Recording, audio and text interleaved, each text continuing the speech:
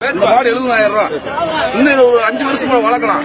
இதனுடைய வியாதி இப்படி ஆயிருச்சு. ஸ்கூல் பீஸ் கட்ட முடியாது. இந்த மாடு உடம்பு சரி, அதனால 15,000 ரூபாய். இந்த மாடு இன்னைக்கு ஒரு 10 நிமிஷத்துல இறந்துரும். இந்த மாடு 10 நிமிஷம் அது இறந்துரும். 15,000 ரூபாய் கொடுத்து விவசாயிட்ட வாங்கிருக்கான். இதை விவசாயிக்கு இந்த 15,000 இருந்தா ஒரு முதலாக 70,000 ரூபாய் இந்த மாடு வாங்குது. இது சூழ்நிலை சரியில்லாம போயிருச்சு. விவசாயி பிரியா ஒண்ணும் போல 15,000 ரூபாய் கொடுத்து வாங்கிருப்பான். இதை ஒண்ணுமே செய்ய முடியாத வழியில அறுவைக்கு தான் கொண்டு போகும். டாக்டர் போய் பார்த்து முடியாத சூழ்நிலை கொண்டு வருது. மண்டை வீங்கிருச்சு தெரியுதா?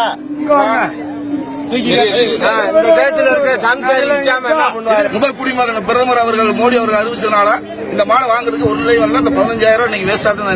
விவசாயி ₹1 கூட கிடையாது. அந்த சூழ்நிலை நிக்கிற சந்தேகம். நான் இப்ப மதுரையில இருந்து வந்தேன். நான் பால் மாடு வச்சிருக்கேன். 10 மாடு வீட்டுக்கு வச்சிருக்கேன். 1-2 கேக்கையில கொடுப்பேன். இந்த மாடு இப்ப இருக்க கார் வண்டிக்கு ஒரு 1 கிலோமீட்டர் நடந்து போனா அடிச்சு தூக்கிறேன். கார் வண்டி பெருகிருச்சு.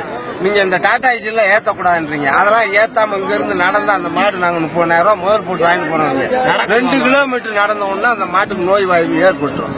அப்ப அந்த மாட்டுக்கு நீங்க அதுக்கு என்ன ஆதாரம் தருவீங்க? இப்ப நீங்க எது லோனு கொடுத்து இதை எல்லாமே நடத்துங்க. ஆனா கவர்மெண்ட்ல இருந்து என்ன நீங்க செய்வீங்க?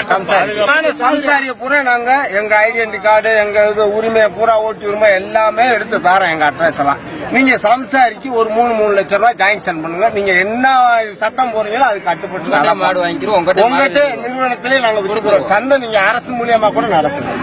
ஆனா மாடு முடியாத மாதிரி நீங்களே எடுத்துக்கணும். பணம் கொடுக்கும். அப்புறம் மதுரைக்கு போகணும்னா வண்டிக்காரருக்கு 2,000 ரூபாய் வாடகை கொடுக்கணும். 2,000 ரூபாய் வாடகை கொடுக்கணும். போலீஸ்காரங்களுக்கு நாங்க 50 ரூபாய் கொடுத்தா 200 ரூபாய் கொடுக்குறோம். இப்ப கண்டிப்பா கேக்குறாங்க.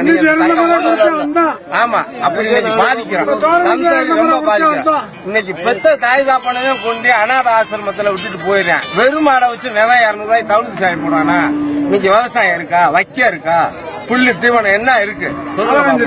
குடிக்க தண்ணி போட 10 ரூபா வித்துக்கு இருக்கு. இதை நாங்க சம்சாரி வச்சு பாதுகாத்துக்கு இருக்கோம்னா எங்களை நீங்க பாராட்டணும். உங்க அளவுல நீங்க பாட்டுல போய்க்கு இருந்தீங்கன்னா எங்க அளவுல நாங்க பாட்டுல ஓட்டிக்கு இருப்போம். காலங்காலமா ஓடுது.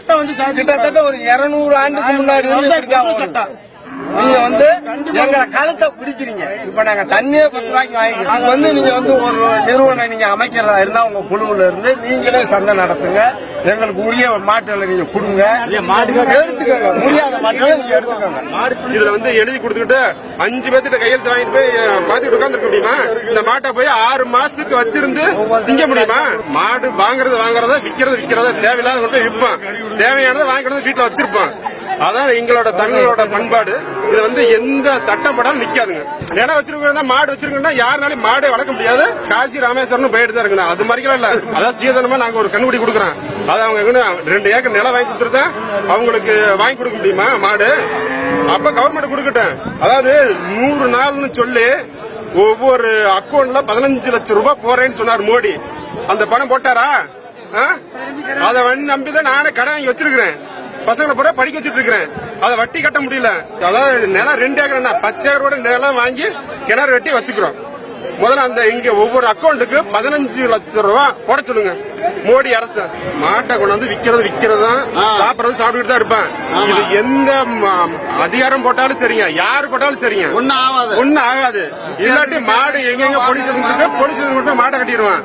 பஸ் மறியல, ரயில் மறியல, எல்லா மறியல. இது பிரச்சனை இப்போதைக்கு சும்மா சொன்னதுக்கு அப்படியே பேசாம இருக்கும். இன்னும் மக்கள் இதுக்கு முன்னாடினாச்சு ஜல்லிக்கட்டுக்கு மாணவர்கள், கல்லூரி மாணவர் போல எடுத்தாங்க. இது அடிமட்ட, அதாவது விவசாயிக பூராமே எழுத்தாங்கன்னா நாடு தாங்காதுங்க. மக்களுக்கான சட்டமே வழியே சட்டத்தாண்டி மக்கள் கிடையாது. எங்களை கண்ட்ரோல் பண்ண அதிகாரம் யாருக்குமே கிடையாது. எங்களோட மாட்டை எங்க வேணாலும் விற்கிறதுக்கு எங்களுக்கு உரிமை வேணும். ஈவன் இல்ல யார் கொடுக்குறாங்க? கிட்டத்தட்ட 1972 முன்னாடி சுத்தம் 5 வருஷத்துக்கு ஒரு தடவை மழை பெய்யுது. கடுமையான வறட்சி. இந்த மாதிரி சூழ்நிலை எங்களோட கஷ்டம் எங்களுக்கு தான் தெரியும். கிணறுல தண்ணி 4-5 வருஷமா கிணத்துல சுத்தம் 2005 கிணறுல தண்ணி சுத்தமா கிடையாது, எதுவுமே கிடையாது. இந்த மாதிரி சூழ்நிலை நாங்க தடுமாறிட்டு இருக்கோம். ஒரு கத்தையோட விலை 5 ரூபா தான் இருக்கு. இன்னைக்கு 30 ரூபாய்க்கு கடன் வாங்கி நாங்க போட்டுட்டு இருக்கோம். அந்த மாதிரி சிரமத்தை நாங்க அனுபவிச்சுட்டு இருக்கோம்.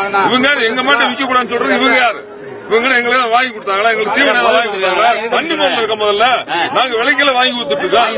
இந்த மாதிரி நெருக்கடி கொடுக்குறாங்க. இவங்களுக்கு என்ன அதே இருக்கு. நாங்க ஓட்டு போட்டாங்கிறதுக்காண்டி இவங்களும் நாங்களாம் அடிமையா? நாங்க அடமானம் வச்சு ஒரு 4 மாடு ஒரு 10 தென்னை மரத்தை காப்பாற்ற ஒருத்தர் என்கிட்ட கேட்கிறாரு. 4 மாடு 10 தென்னை மரத்தை காப்பாத்துறதுக்காண்டி 6 போர் போட்டிருக்காரு. 3 லட்சம் ரூபாய் நகை பூரா அடமானம் வச்சுட்டாரு. பொண்டாட்டி நகை, மருமக நகை எல்லாம் அடமானம் வச்சுட்டாரு. ஏதாவது தள்ளுபடி ஆகுமான்னு எங்கள்கிட்ட கேட்கறாங்க. அவங்க எதிர்பார்ப்பு திரும்ப அந்த நகை கிடைக்குமான்ட்டு. இந்த அரசாங்கம் என்ன பண்ண போகுது? பணம் அங்க போர்க்காரன் போய் சேர்ந்துருச்சு.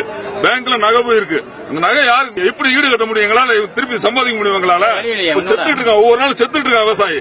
பிரதமராவது முதலமைச்சராவது எவனுக்கு யாருக்குமே சொரணை கிடையாது.